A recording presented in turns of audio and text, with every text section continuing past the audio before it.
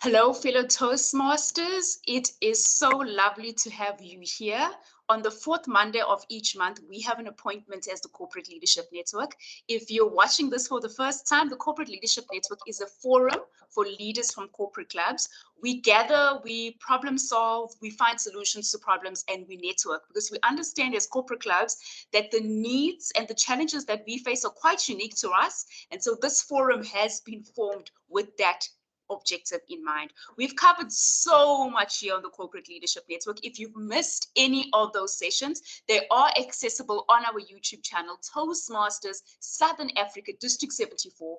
We've created a playlist called Corporate Clubs. If you go in there, you'll be able to find all the sessions that we posted thus far from July to date. We are just under 40 days before the end of this Toastmasters year. And for us as Toastmasters, a large part of those 40 days or so involves us handing over to our successor. They say that success is in the succession. You are not a success as a leader and as a Toastmaster if the person who comes after you is not a success too. But in order for that to happen, you've got to set up your successor for success. Today, we're going to be talking exactly about that. How do you go about doing that? Whether you're from an existing club, a club that registered this year, or maybe a club that's not in good standing but intends to do so, we've got a seasoned and a very experienced Toastmaster to take us through this topic. He is a member of Florida Toastmasters in Johannesburg, South Africa, a very long-standing member, might I add. He is a past district governor, which we now call district director, a past one. He is also a past District 74 parliamentarian. A parliamentarian is someone who assists with running of annual business meetings. So very important person, especially in clubs, but in District 74. And he is a distinguished Toastmaster. I'm so honored to introduce to you Tim Knight. Tim, the virtual stage is yours. Thank you very much, Maud. Let me just bring up my presentation and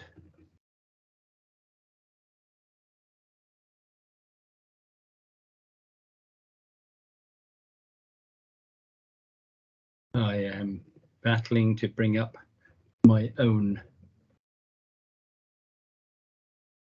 Try again. It is on screen now, Tim. Yes.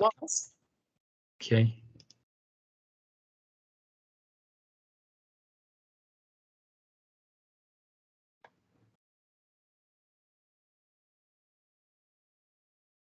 Is it still on screen? It is now. Thanks. Excellent. Something held up the presenter view. Ladies and gentlemen, setting up your successor for success. Well, first of all, let me give this concept to you. Your club is a business, and just compare it with a business that makes shoes.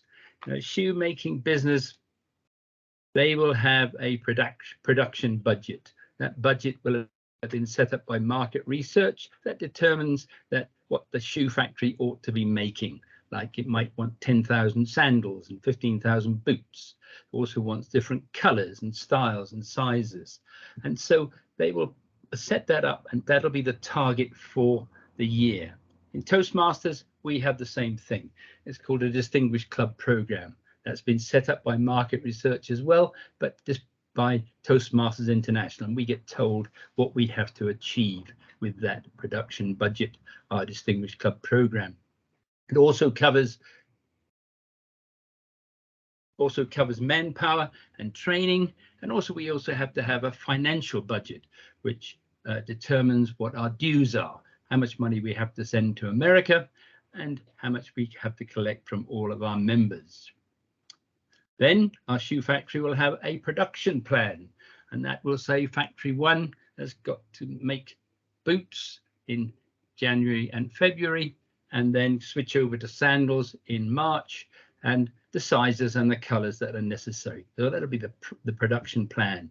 In Toastmasters, we have a production plan. It's called the Club Success Plan, and that outlines who is going to get the achievements that we want to make during the year, and also the timing of them.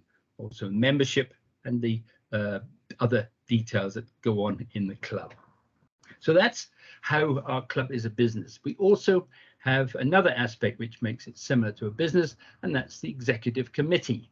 And we have a president in our club, and that is equivalent to the chief executive officer or the managing director of our business. We have a vice president education, and he's equivalent to the production manager. But what is the product, you might ask, of a Toastmasters club? Well, a few years ago, they used to say the product of Toastmasters is a changed person.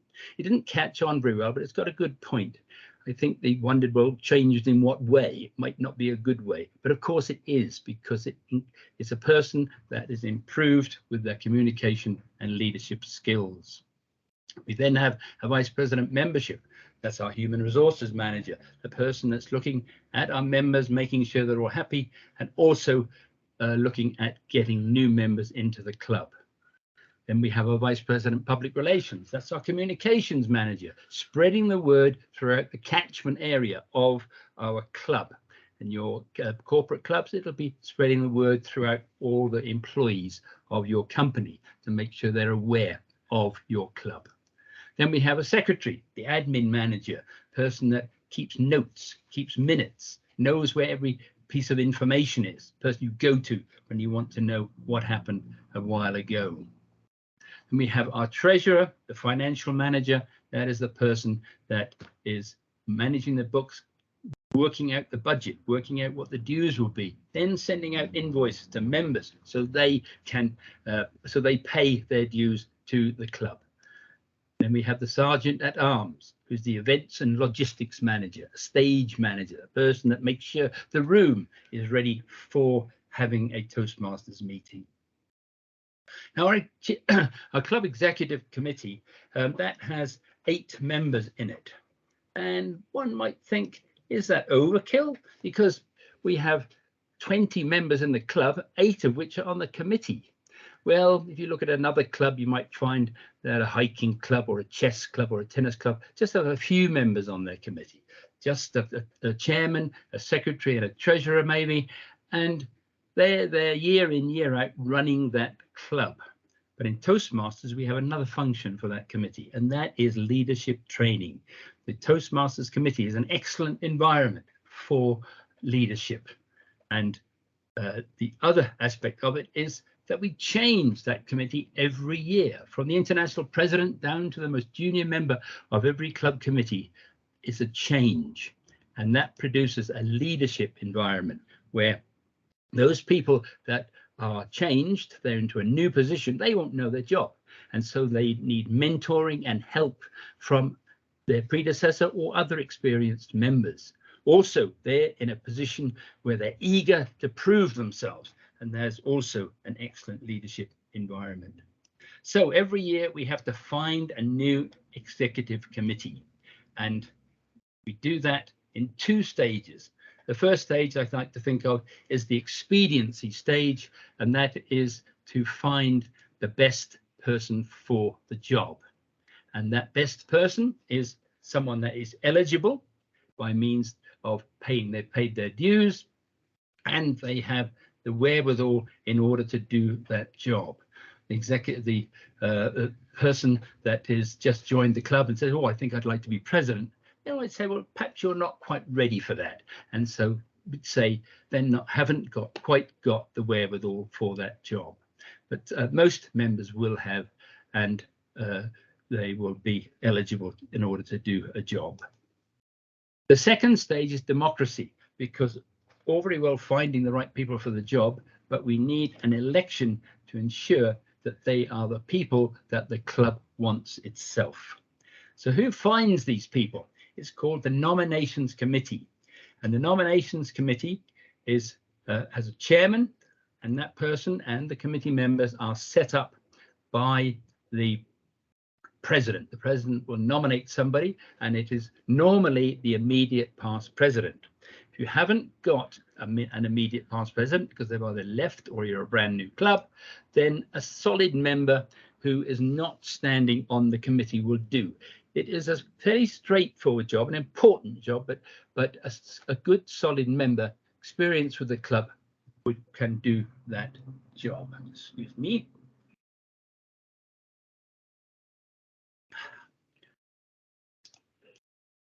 So that nomination committee is scouting for talent, looking for the right people for the job, and to call for nominations from all members. Members can nominate themselves. They can be nominated by somebody else, or they can nominate themselves. Don't need a seconder for this. Just put your name forward. Also, the nominations committee will approach members and to find the right people for that job. Now, I want to introduce you to the ladder principle. And this is how I believe a club committee should work. The top of the tree in the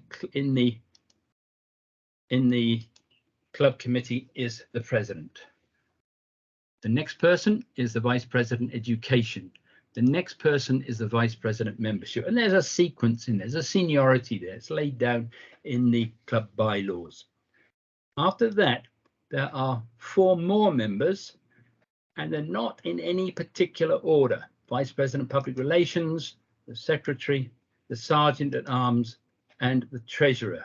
And then, of course, the last person, the lowest of all, surprisingly, but that's how we look at it, is the immediate past president. And normally, with an election, with a nomination and an election, the president will be the previous year's vice president education. So the vice president education will move up to be president for the following year. The vice president membership will normally go up and become the vice president education. And the vice president membership will come from another member in that club. Now, the other members, they are all equal and they can move around in the club as much as they want to. Obviously got to be elected, but they can move around. There's no sequence there. But as soon as one of those members of the committee decides, I think I like to go up the ladder, and I'm going to make a commitment for 4 years, because that's what they have to do, because they'll become vice president membership, followed by vice president education, followed by president, and finally followed by immediate past president. So a good idea, I believe, is to join a committee at one of those 4 and then stay there. If you want to move on, go on up the ladder, or try another one until you decide this is what I want to do, and go on become vice president membership, and on up the ladder. So that's the ladder principle. Now, the nominations committee, they have to fill in all those places, and they hunt around and they get volunteers, and they get nominations, and eventually get a list of people, and then they meet and they discuss the people that they have on that list, and they ensure they are eligible. That is, that they paid their dues, and that they had the wherewithal, meaning that they do have the ability to do it. They're either experienced enough to be able to step into that job, and that they aren't, as I mentioned before, jumping the gun and wanting to get into a position too early. Having done that, they close the nominations and present a report of the nominations committee, which will be a list of all the nominations for those club members, and they present that report to the club. And that is normally done in the last meeting in May, so really it ought to have been done by now.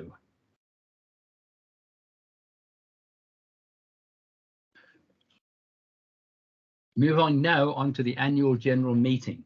This ought to be around the first meeting in June. And the chairman of the annual general meeting is the current president.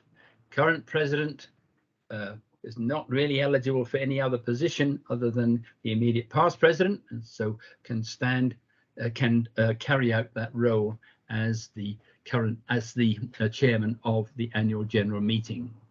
To hold an annual general meeting, you need a minimum of 4 days notice as per the club bylaws, and that I suggest that the 2 weeks, I think 4 days, that it's short. But anyway, a message must go out, and email, WhatsApp, something that goes to all club members must be sent out before that notice. And interestingly, I think it's law. It's not Toastmasters regulations, it's law. If you have a meeting that doesn't give proper notice, then the law is on your back saying you can't, that meeting does not stand. You also need a quorum. A quorum is 50% of active members plus one, a majority of active members. So if you've got 17 active members, you need to have 9 at that meeting. But if you have 20 active members, you need to have 11. So that's how that principle works. Now, what is an active member? I haven't found anywhere which says what an active member is. And so it's really up to you. My own club says a member that's been active has been in the club once during the last 3 meetings, but it is really up to yourselves how you decide what an active member is. At that annual general meeting, the first thing that happens is the club officers gives their report of what's happened during the previous year. And that report should be written and sent to all the members a couple of weeks beforehand, so that the members can have a look to see what their committee members have been up to, and they maybe want to ask questions about anything that's happened during the year, or perhaps something has happened and they don't see it in the report, so that they want to know what has gone on with that particular thing. This process is how businesses work, so it's probably happening in your company as well, with slight variations, but this is the main principle under which they work. Now we come to the election, and the officers are elected top down.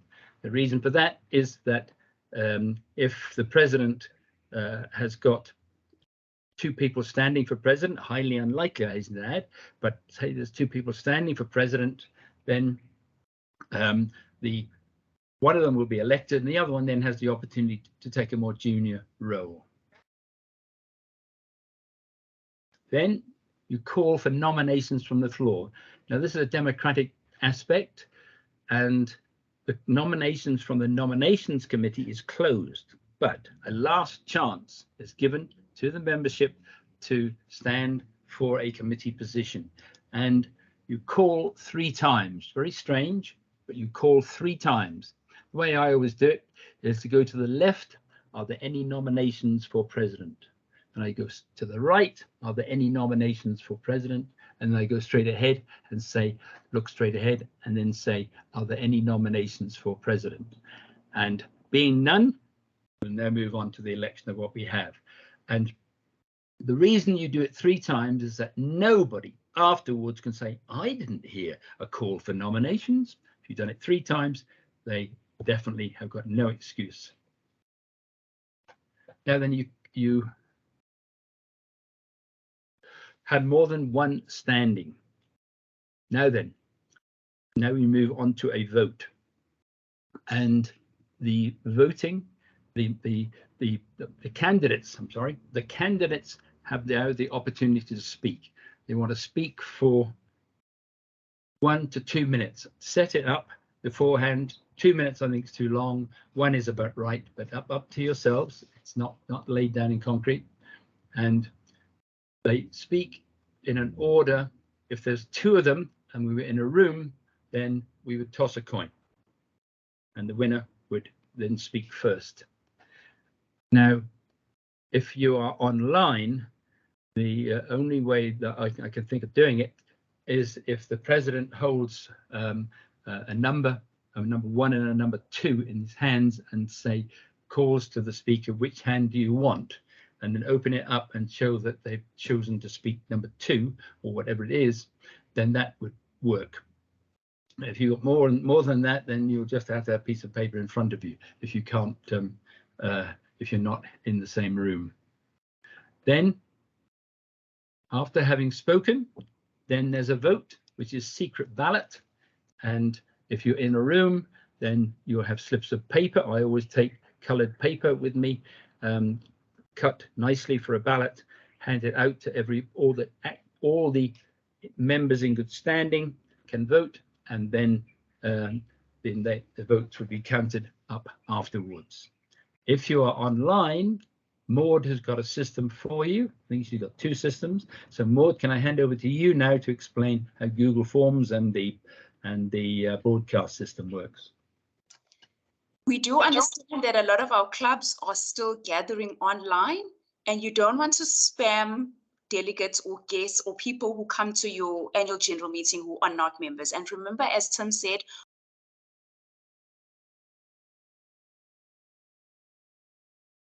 so what you would do is there are two options in this online environment. The nominations chairman, which is either your immediate past president or the chair that you've elected, could run a Google form with the names of the elected people, and then you would send that to members only, the ones who are in good standing. The other option, which may be easier, is if you do it by a WhatsApp broadcast. So you wouldn't send a message, you would not form a group. Remember, you want to get individual responses as the chairman. And so you would send that broadcast to the members, the paying members, just a normal WhatsApp broadcast. And you'd say the nominated candidates for president are Maud, Nale, and Tim Knights. Who do you vote for?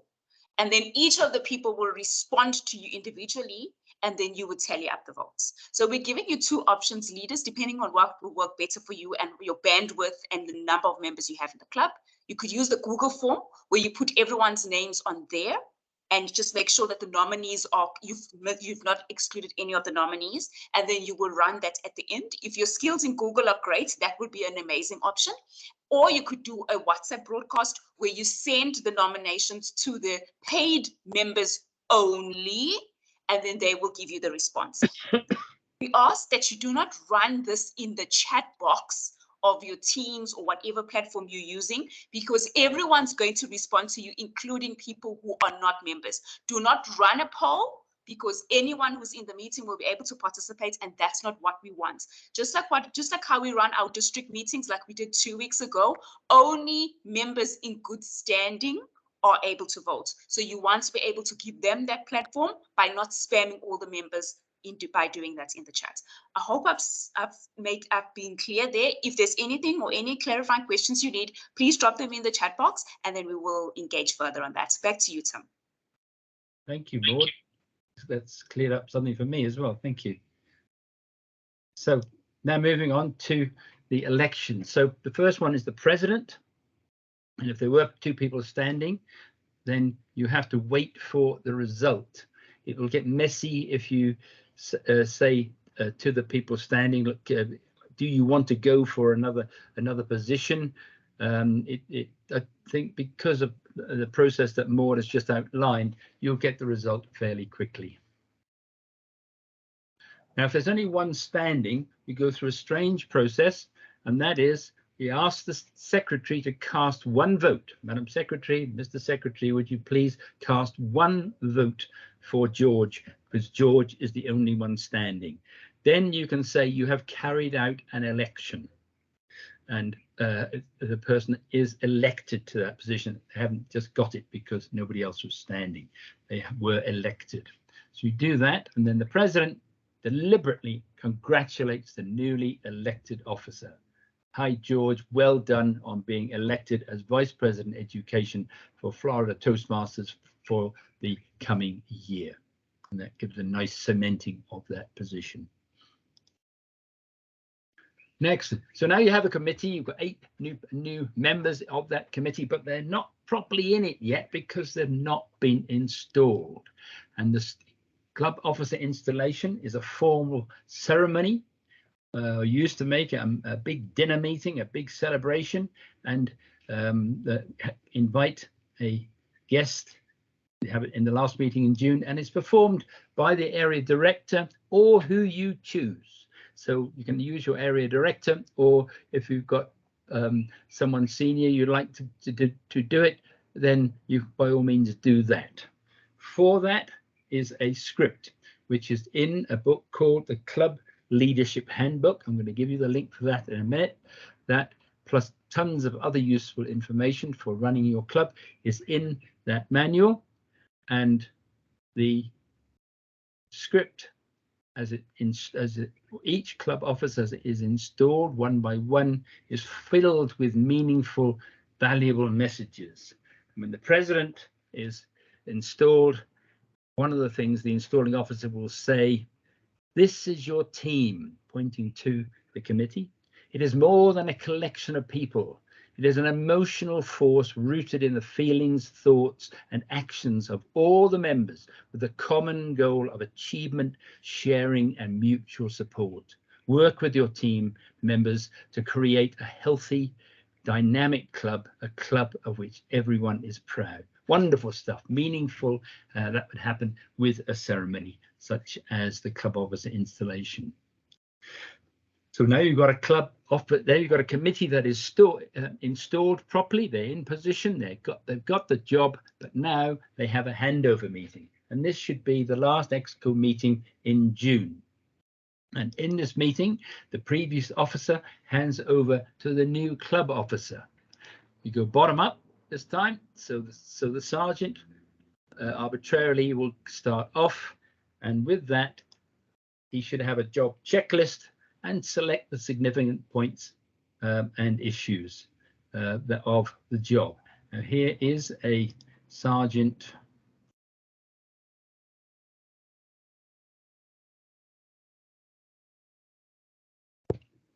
Just hope it doesn't take too long. Looks like it's happening. Can you see it? Toastmasters Club officers, sergeant at arms roll. Can you see that? We can't see it, Tim, but don't worry. When you share the presentation, I'm sure the leaders will be able to click on that and get access to it. I'm so sorry if you can't see it. I've practiced it so many times. So let's, it's a checklist. So point number one, get with the previous sergeant and check the club assets and ensure they comply with the list. And go through it beforehand. Personally, just look at the list and mark those things which you think are important, and just have them ready for your club officer handover. So you'll do that at the meeting, at the Exco meeting.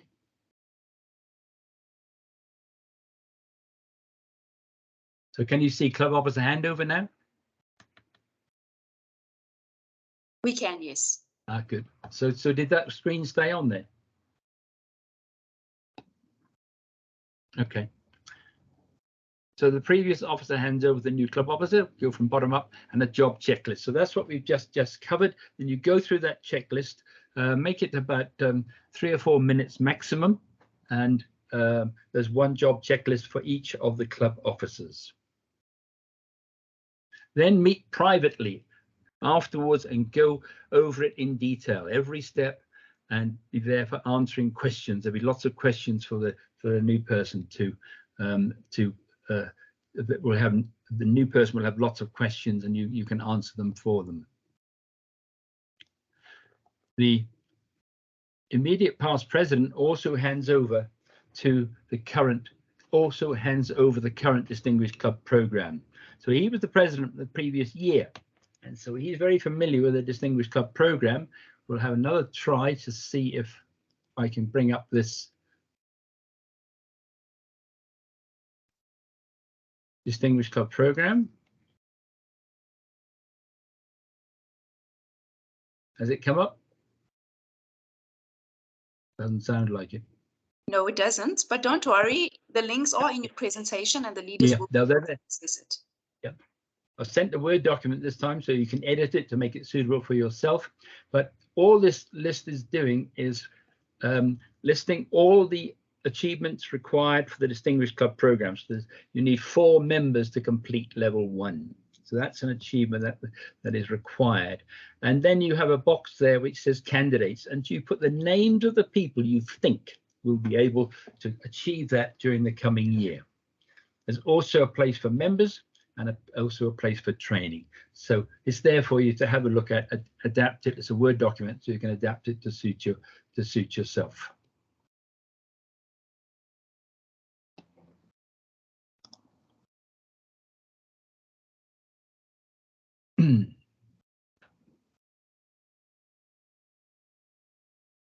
So that was the immediate past president will then hand over to the president and to the club officers, the people they believe will be getting achievements during the coming year. And of course, then that's a working document, and it'll build as the year goes along. Now move to the executive committee meetings. So around the end of the month is a good time to have this one. And the next one will be at the end of July, or the first one that you'll be having will be at the end of July. Secret, make it fun, generate a party atmosphere, lots of laughter, and you'll progress very nicely with an atmosphere like that. You have an agenda and action minutes. The agenda is there to list all the new business, the things you want to discuss at that meeting, and the action minutes are there for outstanding actions so the members of the committee can report back on what they've achieved in the previous month. You go through those minutes and the outstanding actions and bottom up. So the immediate past president will be the first to present their report. But the immediate past president ought to miss the first two meetings so that the new committee can get a chance to get things going, get established without the previous president getting in their hair.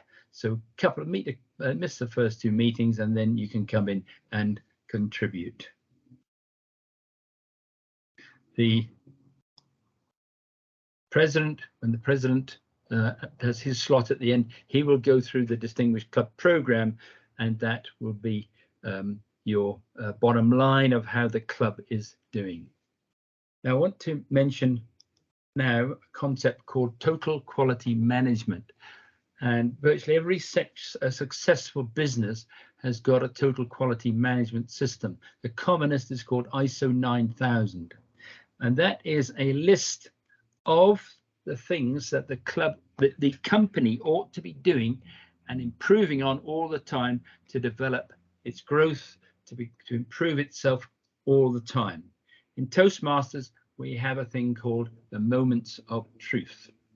And the moments of truth is a list of things, and I'm going to try and bring it up, but it doesn't seem that that function is working.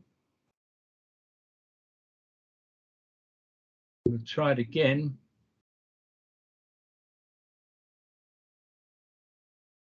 Can you see moments of truth? Nope, obviously not. Doesn't matter. It's in your pack. And the first moment of truth is called first impressions. And the first subpoint, the first component of first impressions is guests greeted warmly and introduced to officers and members. Do you do that? There's 6 moments of truth, each with 6 components, and you want to go through them and think about how you can improve your club to by developing those moments of truth and zeroing in on them to constantly improve yourself. Now then, I have to give you one warning, one caveat about the moments of truth. It is a brilliant system. If you follow it, your club will become very successful. It's a guarantee, but it is horribly boring. So whatever you do, don't present the whole 6 moments of truth with their 6 subcomponents to the club. Take the moments of truth 2 at a time at the most in the Exco meetings, and from that determine how you are going to grow and improve. The next slide is the links that I've been using here, albeit they haven't worked for some strange reason. But the ones in blue are links to my own computer, so they're no use to you, but they are given to you in a soft copy. The bottom 2 here, Club Leadership Handbook, item 1310, you simply Google Toastmasters item 1310, and you'll get a soft copy of it immediately. Then there's the Distinguished Club Program, which is same process, only item 1111, and that will give you a marvelous book on how to handle the Distinguished Club program. Ladies and gentlemen, been a pleasure. Any questions?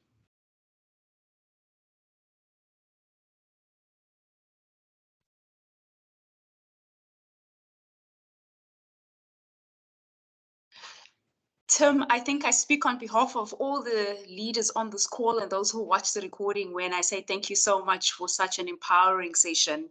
This part, leaders, is a very important part of our journey as Toastmasters. It feels like it's quite cumbersome and there's so much work, but that's how we ensure the success of the team that will come after us. This recording will be available to go back, deconstruct it, send it to all your fellow club officers, because you would have noticed every club officer was mentioned, including your immediate past president. And Tim did say that if your club does not have an immediate past president, either because you're a new club or because your immediate past president is not in good standing, i.e. they're not a member of your club anymore, then you can reach out to any other member who perhaps is not standing.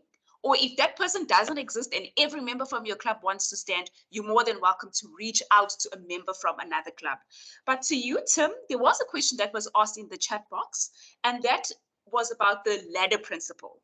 Yeah. Now, a ladder principle looks good on paper, and in an ideal world, every single club officer will be a VPPR and then move on to be a VPM, a VPE, and then a president. But that doesn't always play out that way. So how does one maneuver the ladder principle when, for example, the VPM who you were hoping would be VPE decides, I'm not standing for office this year? Yeah, it happened to my club last year, and no, it didn't. It's happened this year with the Vice President Education. The Vice President membership couldn't do the job, and so we have to hunt around and think who can do that job. And one of the driving forces for me is that although we like to have someone that's got experience, we like to have someone that's been on the committee before, but when a brand new club starts, nobody's been on a committee before.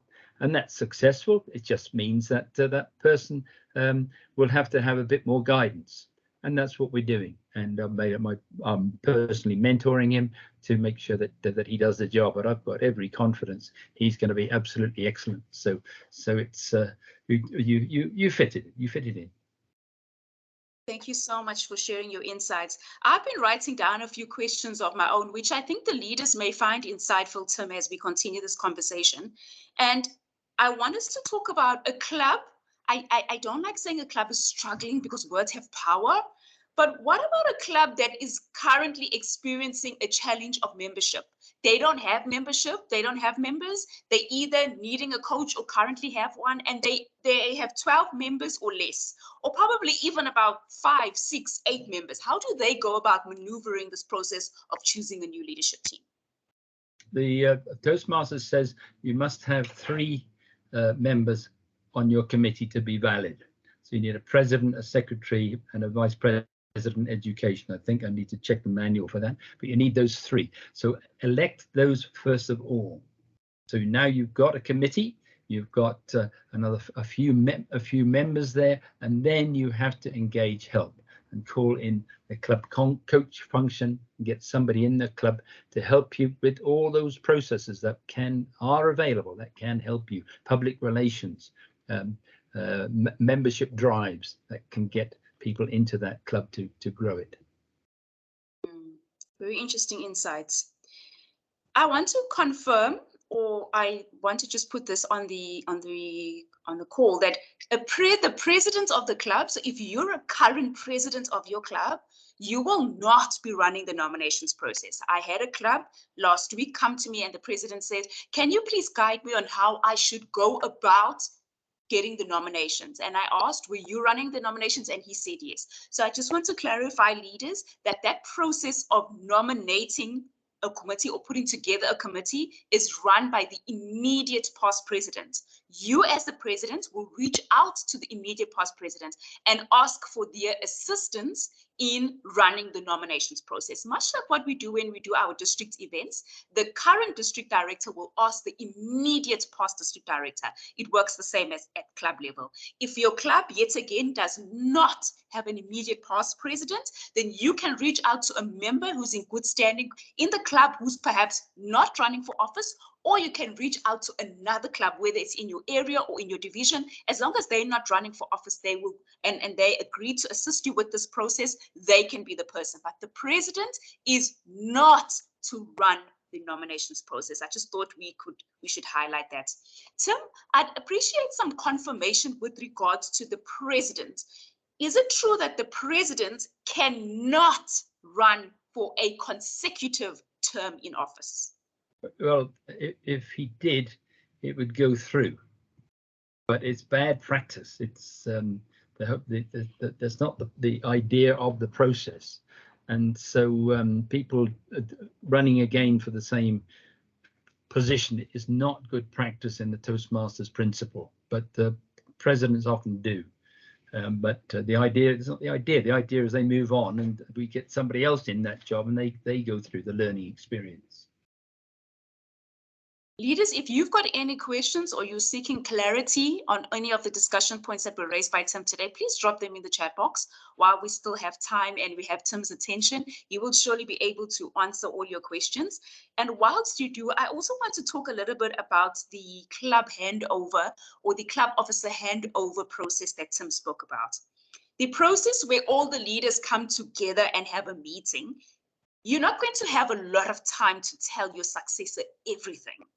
So in that session, you want to be hopefully preparing an executive summary, telling them, giving them an overview of the role, what worked, what didn't work, and what they could do better, or some of the projects that you started that they could take to the next level, etc.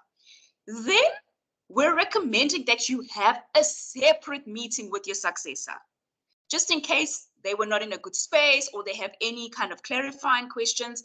Don't thumb suck the information. Leaders, you need to prepare for that session.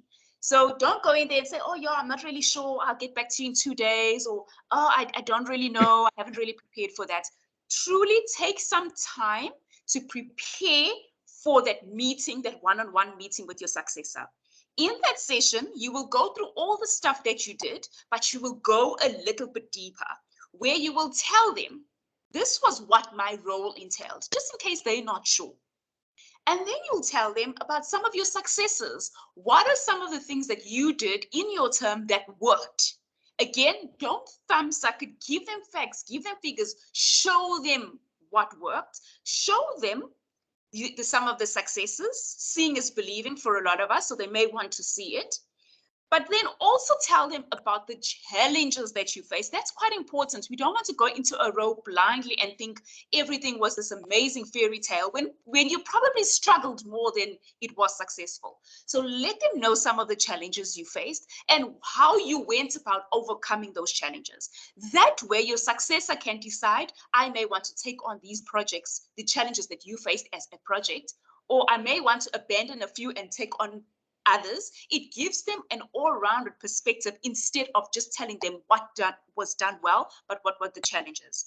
But on the flip side, I've seen handover processes where your successor only tells you, oh, this role was so terrible. I was just so stressed and this just didn't work and that just didn't work. You also don't want to demotivate your successor.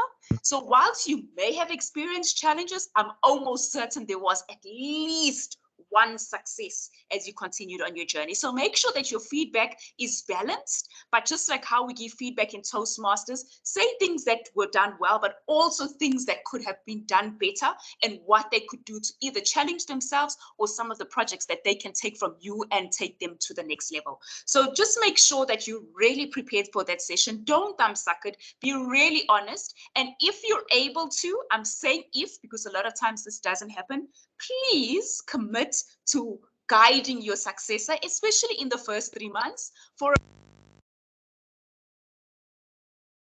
passionate, but we don't do this in our 9-to-5 job, so we may not have experience as much as you did in the past 12 months. So if you're able to, please assist your successor, at least for the 3 months. Guide them, hold their hand, as it were, until they tell you, I'm really okay and I can move on.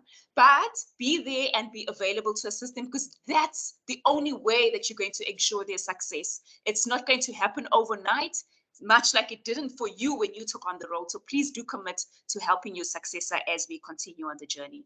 I see there's a question in the chat box. Hi, Tim, just to confirm, the AGM for voting should be done on the first club event in June, and the combined Exco handover meeting should be at the end of June.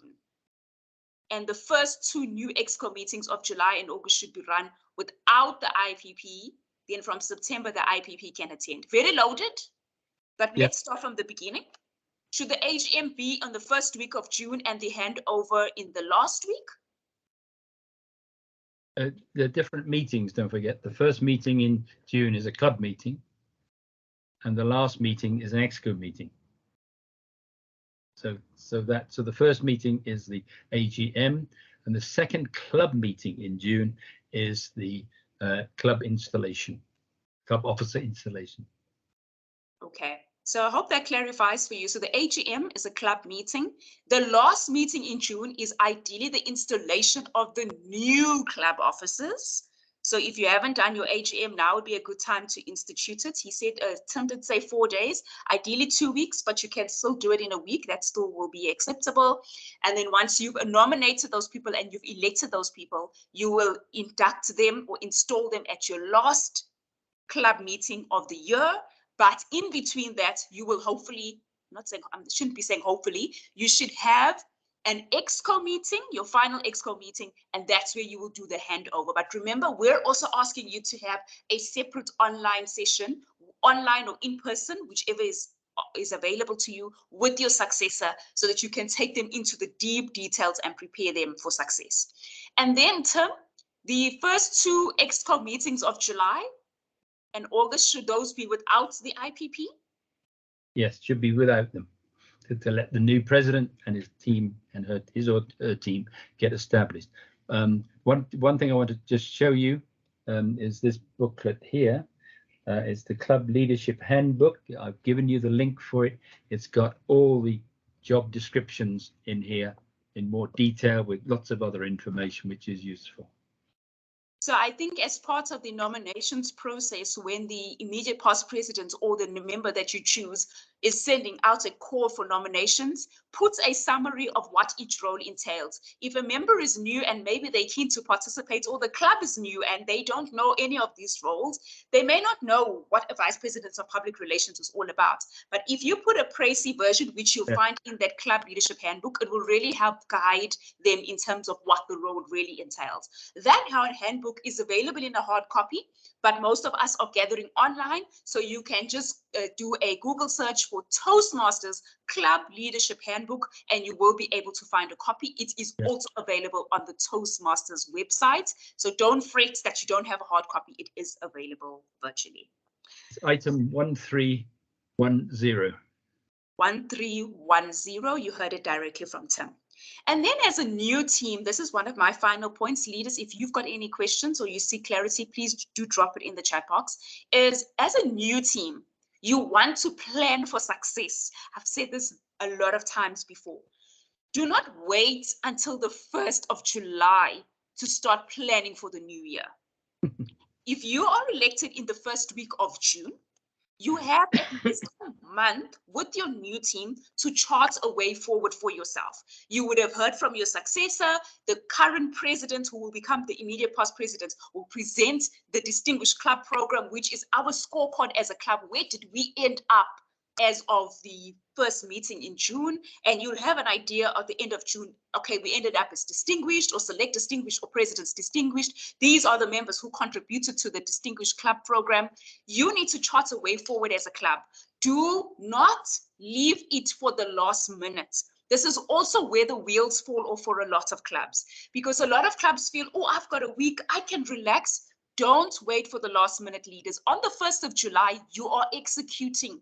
You are not planning. Please do not fall into the trap of waiting. It will be worth your weight in gold. I know that sounds like an alliteration. It will be worth your weight in gold if you plan for success. So that come the 1st of July, you are executing and you're ready to get the ball rolling. Something else that Tim may have missed, part of the handing over to your successor is telling them about the training opportunities that are available as a club officer.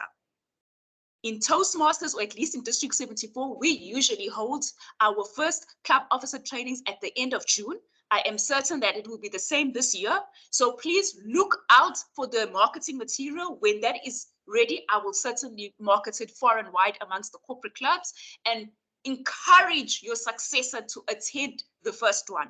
That is very important because in that training, we talk about the roles, what the roles entail, and we set leaders up for success. Do not tell your leader, I will train you. Let them go and be trained by experienced Toastmasters so that they can be set up for success. As soon as I have that information, leaders, I will definitely let you know about it and encourage all 8 club officers to attend. Immediate past president may decide he or she may not want to. It's great if he could, because some of these things get discussed in that session, but at least from the president right up to the sergeants at arms, please encourage them to go to the club officer training, because the first one is very critical to their success as leaders within their particular role. And so Toastmasters, we've discussed a lot. Tim, you've got your hand up. Yes, I just stress that the club officer training is also open to ordinary members. So if they want to see what the training is like, then they're welcome to go along. So encourage your members, your club officers, but encourage your members to go and see what Toastmasters is about. Maybe you could find a success. Now that you found a successor, you may be able to find a successor for your successor. Who knows? And sometimes members are interested, but they don't really know what a role entails. And the training is a great platform for them to find out, and they maybe have an appetite, may not be ready for leadership right away. They could be someone who could serve on your subcommittee for your successor. Yep. And in that way, you're setting your successor up for a success. You identifying members within the club who could be able to assist them, and you charting a way forward for them. So leaders, we've discussed a lot. Yet again, I encourage you to go back, watch this recording, send it to your fellow club officers. Do not leave any one of them behind. They need to watch this. They need to set their successor up for success so that they can also be a success. Tim, I think on behalf of the team, you can stop sharing your screen at this point. It's been an amazing honor having you as part of the Corporate Leadership Network. We're very honored to learn from someone said you are the father of parliamentarians. You know how to run these things, having run them at a Toastmaster, at a Southern Africa, at a district level. We're taking it back to our clubs. And it's not just about the procedures, Toastmasters. It sounds heavy and loaded, and indeed it is. But ultimately, you want to set your successor up for success. You're not successful as a leader until they are. And so you want to make sure that you do it and you do it properly, and that you don't let go until you know that your successor is in good hands and you're going to be that person who's going to provide that shelter for them as they chart a way forward as a new club officer. And then it doesn't end there. I'm hoping that even as you set your successor up for success, that someone is setting you up for success. I'm hoping that even as a club officer, your journey doesn't end now that I was a BPPR and I'm so done, I'm so tired. No, I'm hoping that you're going to become a vice president of membership, or if you're vice president of membership, a vice president of education. And if you're the vice president of education, you will challenge yourself and become the president. There is value to be received from every single club officer role. Toastmasters, do not take it for granted. I've been in the position, I haven't had all the club officer roles as yet. Who knows, I might just challenge myself in one of them. For now, I'm still contemplating.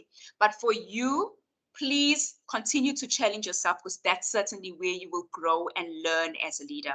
It's been an amazing, amazing session. Thank you so much, leaders, for your time. We meet on the 4th Monday of each month. And even though the Toastmasters year is about to come to an end, the learning is not going to stop. And so I encourage you to share the message far and wide about setting your leader up for success. And this conversation will continue next month, which is the 4th Monday of each month. And we'll be talking about a different topic as we prepare to round off what has been an amazing, amazing Toastmasters year. Until then, please take care, be safe, Toastmasters, and keep shining. My name is Maud Nale, and on behalf of the team, it's been an honor hosting you. Take care.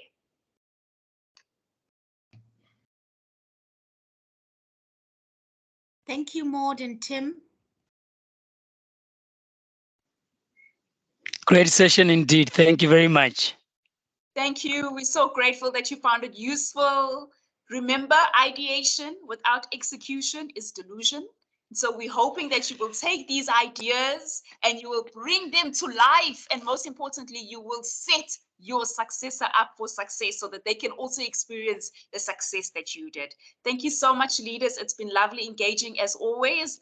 The conversation will continue in our group. So if you've got any questions, if you want or you seek clarity on anything that we've discussed today, please do reach out to us and we'll certainly be able to get that assistance to you.